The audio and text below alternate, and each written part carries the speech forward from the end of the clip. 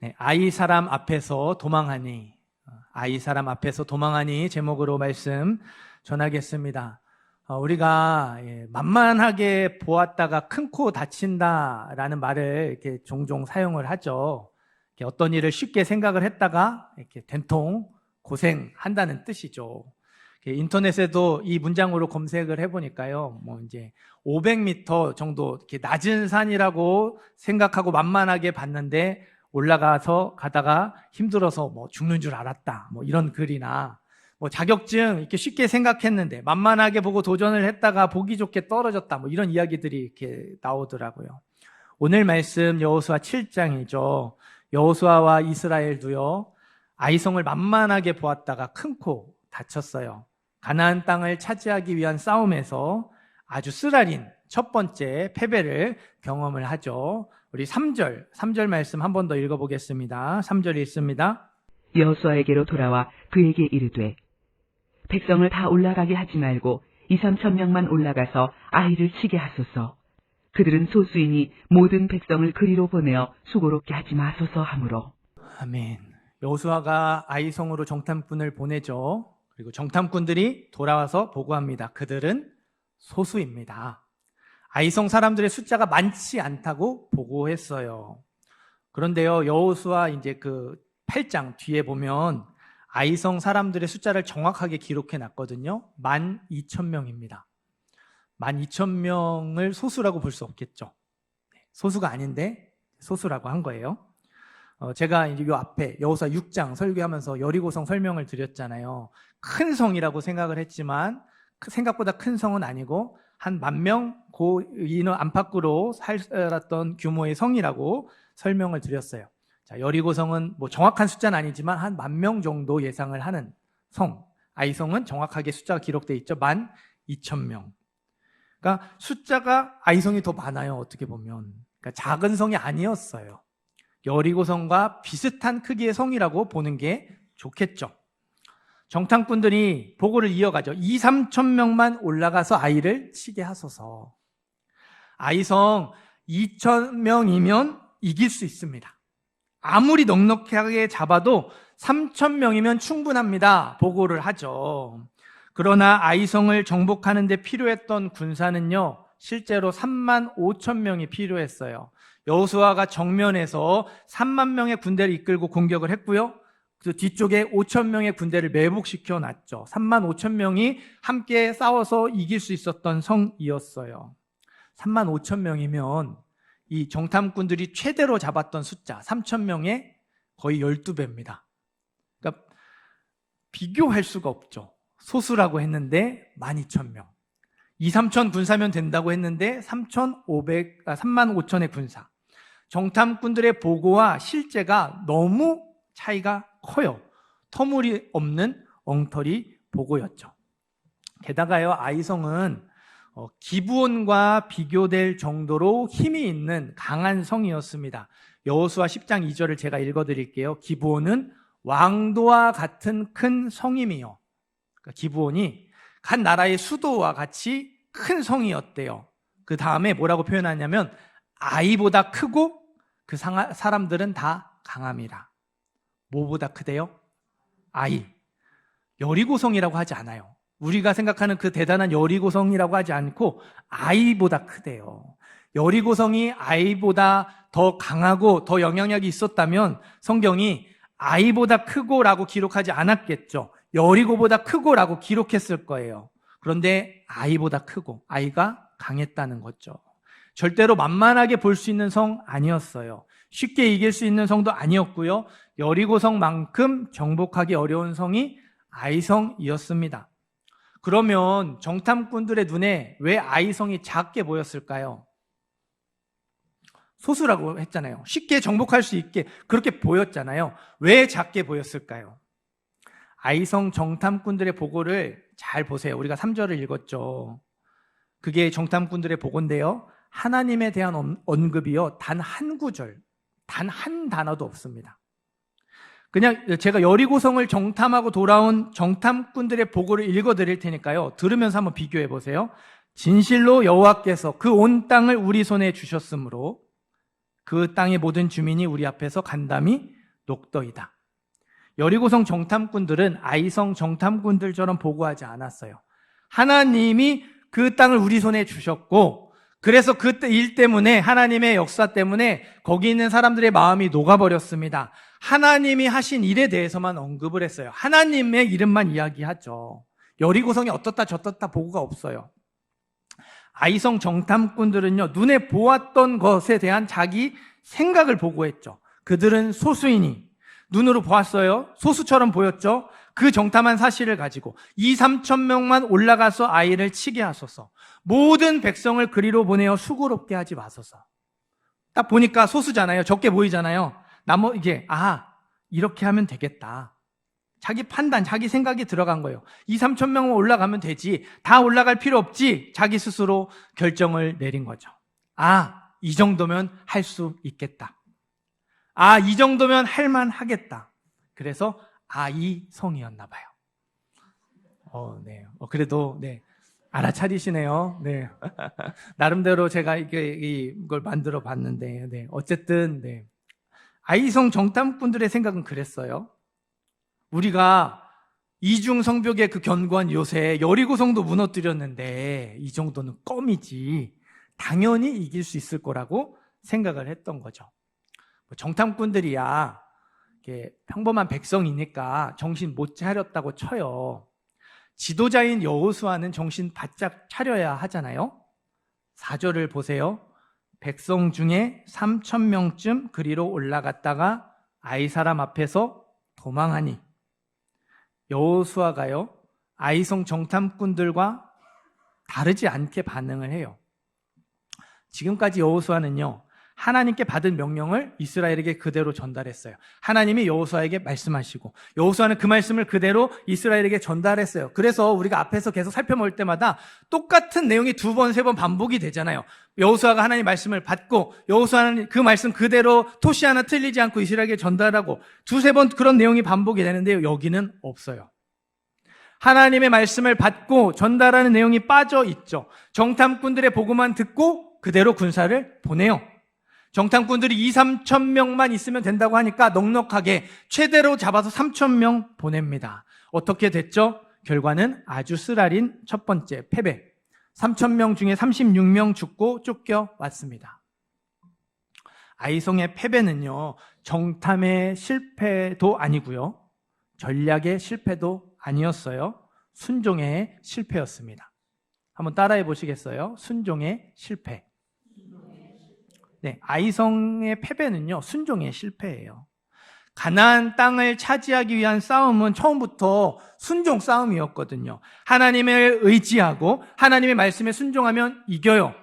하나님을 의지하지 않고 하나님 말씀에 순종하지 않으면 집니다.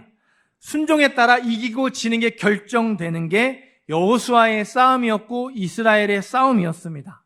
저와 여러분의 삶은 어떨까요? 하나님을 의지하고 하나님의 말씀에 순종하면 이깁니다.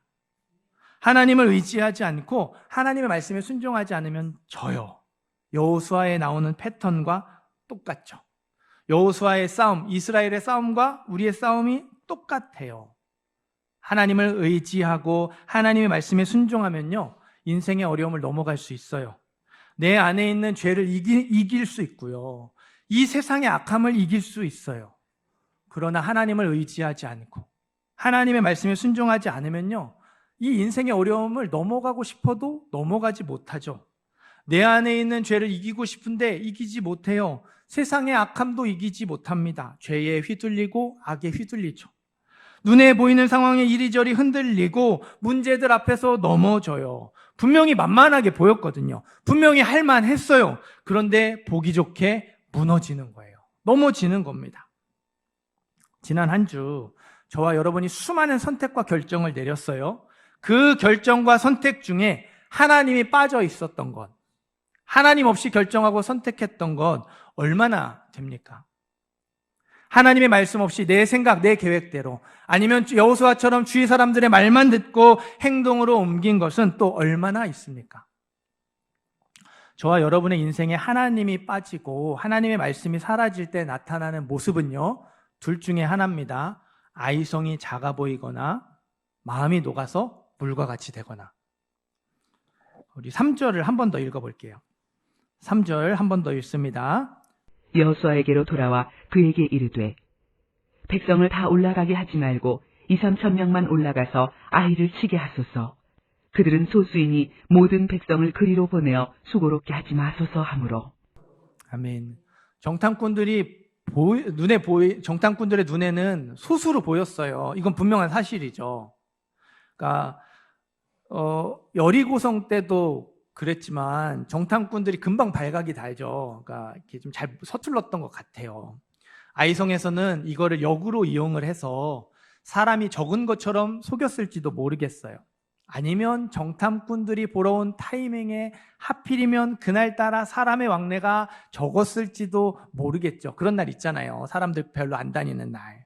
그것도 아니면 정탐꾼들이 자세히 살펴보지 않은 거죠. 그냥 슥 한번 둘러보고 사람 별로 없네, 작네, 이길 수 있네 이렇게 했을 수도 있어요. 어떤 이유였던 간에 정탐꾼들은 그 보여지는 것, 눈에 보이는 것만 보고 그걸 아이성의 전부라고 판단을 내렸죠. 그리고 결정을 했어요. 선택을 했어요.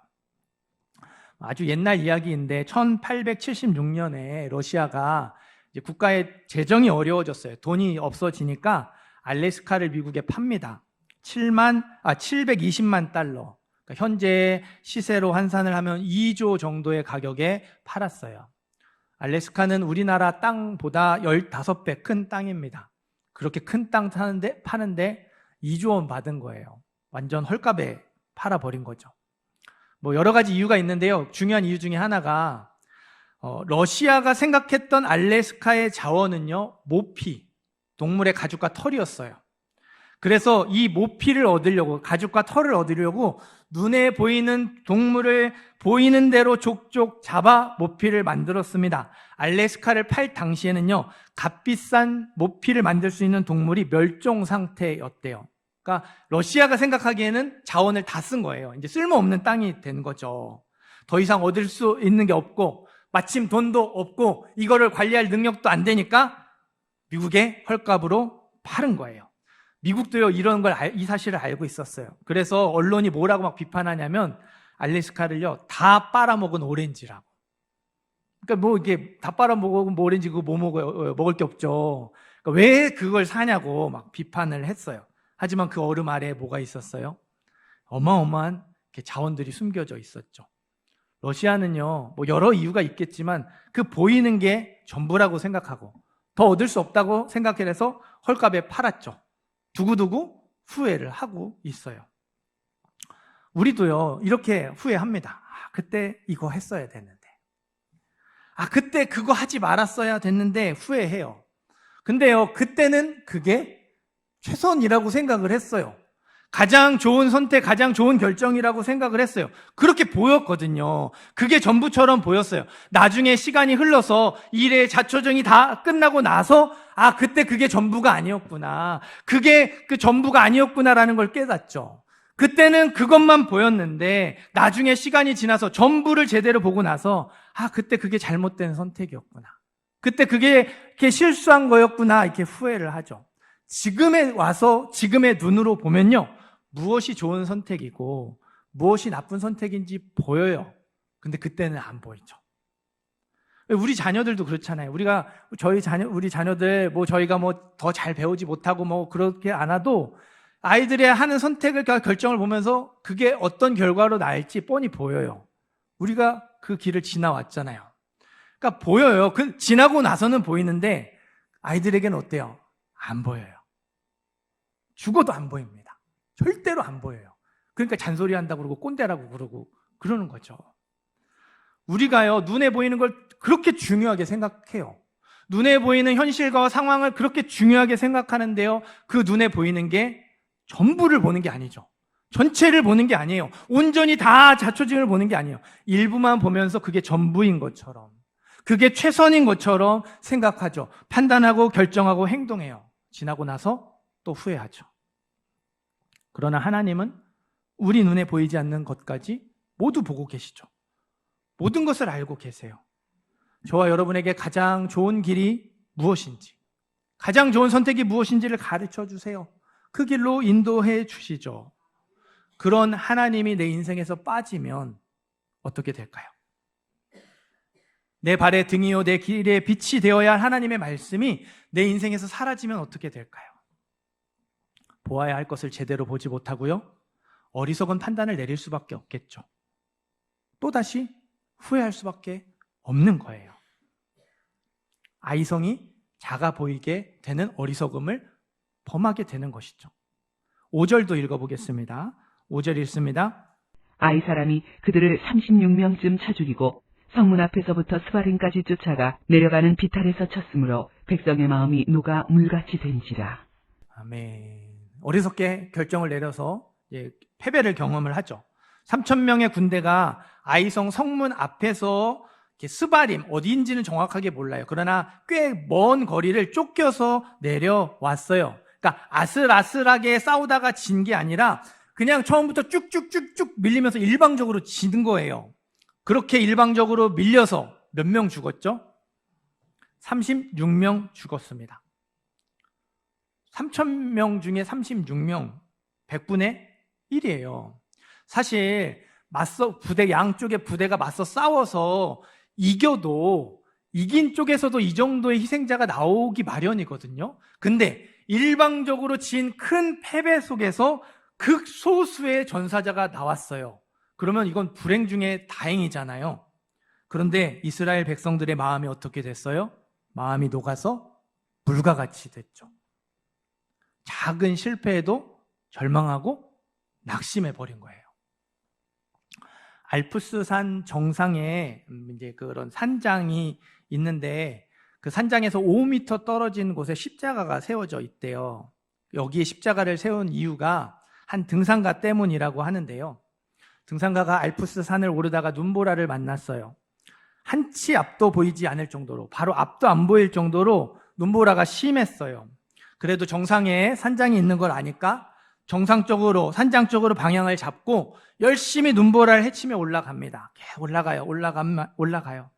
한참 올라가다 보면 예상이 되잖아요. 이쯤이면 희미하게 불빛이라도 보여야 되는데 안 보이는 거예요. 가도 산장이 나오지 않는 겁니다. 불빛이 보이지 않는 거예요. 밤은 점점 깊어지고 날은 점점 추워졌어요. 등산가가 길을 잃어버렸다고 생각이 들었어요. 내가 길을 잃어버렸구나. 방향을 잘못 잡았구나. 깊은 절망에 빠져서 걸음을 멈추고 그 자리에 주저앉아 버렸어요. 다음날 아침에 눈보라가 거쳤어요. 산장에서 사람들이 나왔습니다. 길에서 얼어 죽은 등산가를 발견했어요. 등산가가 깊은 절망에 빠져 얼어 죽은 장소, 산장 5m 앞이었습니다. 길을 잃었다는 절망 속에서도 그가 멈추지 않았다면, 단 1m, 2m만이라도 앞으로 걸어갔다면 죽지 않았을지도 몰라요. 그렇게 보이지 않았던 산장의 희미한 불빛을 발견할 수 있었을지도 모르겠죠. 근데 그냥 절망하며 주저앉아서 얼어 죽고 말았어요. 우리 찬송가 369장에 이런 가사가 있죠. 시험 걱정 모든 괴로움 없는 사람 누군가. 근심 걱정 무거운 짐 많이 진 자 누군가. 인생에 눈보라가 없는 사람 없어요. 길을 잃었다는 생각에 절망에 빠지지 않는 사람도 없고요. 실패와 고통이 없는 사람 없습니다. 광야의 힘겨운 시간을 겪지 않는 사람 없어요. 다 저마다 끝이 보이지 않는 고난의 터널 속에서 괴로워하며 하루하루 살아가죠. 이 고난이 도대체 언제 끝나나, 이 눈보라가 언제 끝나나 도저히 보이지 않는 거기에서 절망하면서 하루하루 힘겨워합니다. 무엇보다요, 이런 어려움 그냥 인생에서 딱 한 번만 겪고 지나가면 정말 좋겠죠. 그러면 정말 좋겠어요. 그런데 어때요? 이놈의 어려움이요, 쉬지 않고 찾아오죠. 얼마나 버티나 보자 테스트하듯이 한꺼번에 찾아와요. 막 계속해서 이렇게 밀려오죠. 정말 미치고 환장할 노릇이에요. 그러나 여러분, 그 찬송가 369장 가사 뒤쪽에 어떤 가사가 있어요? 시험 걱정 모든 괴로움 없는 사람 누군가. 다음에 부질없이 낙심 말고 기도드려 아뢰세. 기도 요청이 따라오죠. 근심 걱정 무거운 짐 많이 진 자 누군가. 다음에도요, 피난처는 우리 예수 주께 기도드리세. 기도의 요청이 따라와요. 힘들 때마다, 괴로울 때마다 다 때려치우고 싶을 때마다 기도하면 된다는 거죠. 기도하라는 거예요. 기도하면 하나님이 힘 주시고 위로해 주신다는 거예요. 오직 하나님은 미쁘사 너희가 감당하지 못할 시험 당함을 허락하지 아니하시고 시험 당할 즈음에 피할 길을 내사 너희로 능히 감당하게 하시느니라 약속도 해주셨어요. 시험을 감당할 수 있도록 힘을 주신대요. 정말 감당하기 어려울 때는 지나가게 피할 길을 주신대요. 누가요? 하나님이. 기도를 들으시는 하나님이 그렇게 해주신대요. 그런 하나님이 내 인생에서 빠지면 어떻게 될까요? 나에게 힘이 되고 위로가 되고 소망이 되어야 하나님의 말씀, 하나님의 약속이 내 인생에서 사라지면 어떻게 될까요? 작은 실패에도 쉽게 절망하며 낙심할 수밖에 없어요. 깊은 절망에 빠져서 믿음을 잊어버릴지도 모르죠. 여러분, 내 인생에서 하나님이 빠지면요, 둘 중 하나의 길로 가기 쉬워요.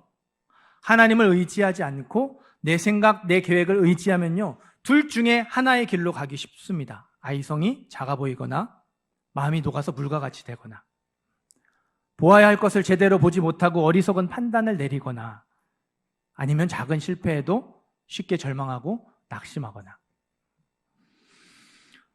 우리 6절, 7절도 한번 읽어볼까요? 6절, 7절 읽습니다.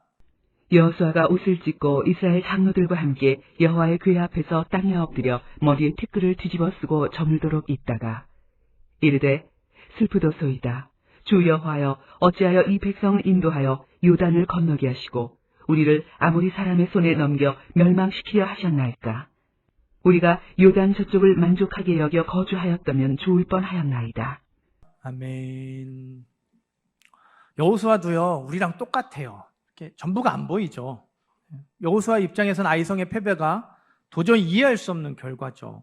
아간이 여리고성 물건 훔친 걸 모르니까 당연한 거예요. 그래서 뭐라 그래요? 왜 우리를 이렇게 하셨습니까? 우리가 차라리 여기 약속의 땅 안 들어왔으면 좋았을 텐데, 요단 저쪽에서 그냥 그렇게 잘 먹고 잘 살았으면 좋았을 텐데, 이스라엘 백성들의 원망과 똑같이 그렇게 하나님을 원망하죠. 왜? 라는 질문을 가지고 하나님 앞에 나아가는 거예요. 왜? 라는 질문, 그 원망과 불평의 감을 가지고 하나님 앞에 기도하는 거죠. 옷을 찢고 머리에 티끌을 뒤집어 쓰고 저물도록 하루 종일 하나님 앞에 엎드려 있어요. 어찌하여 우리를 멸망시키려 하셨나이까. 8절에서도 내가 무슨 말을 하오리까. 9절에서도 내가 어떻게 하시려 하나이까. 왜 이렇게 됐냐고. 왜 이렇게 어려움을 겪어야 하고 왜 힘들어야 하냐고. 왜 나는 도저히 이해할 수 없다고. 하나님 알려주세요. 가르쳐주세요. 답을 주세요 라고 기도하죠. 하나님의 답을 달라고 기도합니다. 하루 종일 간절히 기도하고 또 기도했습니다. 여러분, 우리가 원망과 불평이 들 때 왜라는 물음표가 생겨요. 이 왜라는 물음표는요, 믿음이 없는 사람만 하는 게 아니에요. 어쩌면요, 믿음 없는 사람보다 믿음이 있는 사람, 저와 여러분이 이 왜라는 질문을 더 많이 하게 되는 것 같아요. 믿음 없는 사람의 왜는요, 안 믿고 싶어서 하는 질문이거든요. 별로 안 믿고 싶어요. 그러니까 이해가 안 되는 거예요. 한두 번 질문하고 말고요, 그거에 대한 충분한 답을 들어도 안 받아들여요. 하지만 믿음이 있는 사람의 왜라는 질문, 그 물음표는요, 믿고 싶어서 부르짖는 외침이죠. 하나님을 더 잘 믿고 싶은데, 하나님을 더 의지하고 싶은데 이게 이해가 안 되니까, 소화가 안 되고 받아들여지지 않으니까 물어보는 거예요. 제발 답을 주세요. 하나님 알려주세요. 가르쳐주세요. 나 좀 설득시켜주세요. 이해시켜주세요. 답을 달라는 몸부림이죠. 그래서 한두 번 질문하고 멈추는 게 아니라 답을 들을 때까지 묻고 또 묻고 계속해서 물어요. 그리고 그 하나님의 답을 들으면 그 답이 나에게 충분한 답이 되지 않는데도요, 그 답을 충분한 답으로 받아들이는 신비로운 역사가 나타나요. 여호수아에게도 하나님이 답을 주시죠. 위로해 주시지 않아요? 10절에 보면요, 너 어째서 엎드려 있냐? 무슨 말이냐면요, 그만 기도하라는 거예요. 너 그만 기도하고 일어나. 호되게 꾸짖으십니다. 그러면서 11절에 너희가 언약을 어겼고 온전히 바친 물건을 가져갔고 도둑질했고 속였고 두었다. 자기 걸로 만들었다. 5번이나 다른 표현을 사용하면서 누군가의 불순종, 죄 때문에 이렇게 된 거라고 이유를 알려주시죠. 여호수아에게 답을 주세요. 그리고 여호수아가 그 답을 가지고 잘못된 걸 바로 잡죠. 하나님이 저에게도 그렇게 답을 주신 일이 있어요. 지금 제 아이들이 이제 이렇게 자라고 있지만, 이렇게 전에도 한번 말씀드렸죠. 이렇게 저희 첫째 위에 이렇게 그 아이가 있었어요. 산부인과에 갔는데 아이가 이렇게 심장이 잘 안 뛴다고 그렇게 해서 기도했습니다. 그때 하나님이 말씀을 주셨어요. 아무것도 염려하지 말고. 그래서 오직 그리스도의 지각에 뛰어난 평강이 너의 마음과 생각을 지키리라. 그 말씀을 저에게 답으로 주셨어요. 그래서 그 아이 태명을 평안이로 지었습니다. 기도했는데 병원에 산부인과에서 대학병원 가래요. 큰 병원 가보래요. 대학병원 갔더니 바로 입원을 하랍니다. 수술하래요. 이게 자궁에 임신이 됐으니 수술을 해야 된대요. 그럼 차라리 수술을 하면 좋은데, 또 의사가 하는 말이 이거 수술하면 위험하니까 약물로 아이를 죽여보자고. 그래서 일주일 동안 주사 맞고 가서 이렇게 초음파하면서 아이가 살았나 죽었나 확인하고, 그 고생을 하고 나서 결국 안 돼서 수술을 했어요. 제가 기도했을 때 하나님이 주신 답은 평안하라였는데, 그래서 그렇게 붙들고 기도했는데 하나님이 점점 평안의 길로 인도하시는 게 아니라 더 이해할 수 없는 어려운 길로 인도를 하셨죠. 이해할 수 없는 그 왜라는 질문을 제가 하나님 앞에 이렇게 엎드려 있을 때 하나님이 저에게 찬양의 가사로 답을 주셨어요. 다 이해할 수 없을 때라도 감사하며 주 따르오리다. 하나님 저한테 그렇게 물어보시는 것 같았어요. 동훈아, 너 그래도 나 신뢰할 수 있겠냐? 여러분 생각해 보세요. 제3자 입장에서는 이거 진짜 잔인한 대답입니다. 그렇잖아요. 유산이 돼서 어쩔 수 없는 슬픔을 받아들이는 게 아니라, 잘 크고 있는 아이를 억지로 이렇게 해야 되는, 그것도 쉽지 않은 과정을 거쳐서 그렇게 해야 됐어요. 근데 하나님이 저에게 그 이유에 대해 설명해 주시는 게 아니라 너 그래도 나 신뢰할 수 있겠니? 물어보시는 거예요. 근데요, 그게 저에게 답이 되더라고요.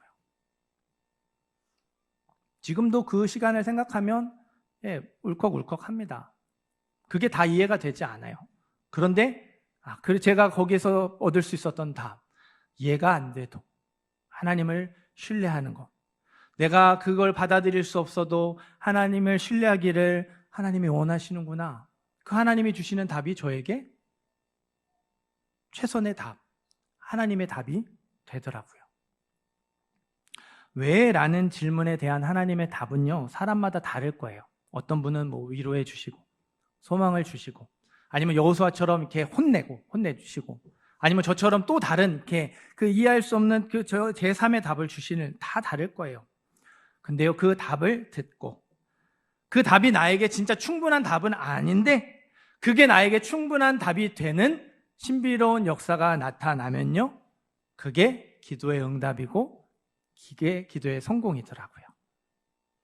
기도는요, 우리가 어려움을 가지고 하나님 앞에 나아가는 거예요. 도움을 요청하는 걸로 시작이 됩니다. 하나님, 이것도 도와주세요. 이것도 해결해 주세요. 이거 어떻게 해요? 그렇게 시작을 해요. 근데 그 기도가 어떻게 되냐면 그 왜라는 여러 가지 우리의 물음표들을 가지고 하나님과 씨름하는 중에 하나님이 주시는 답에 내가 설득이 되는 거더라고요.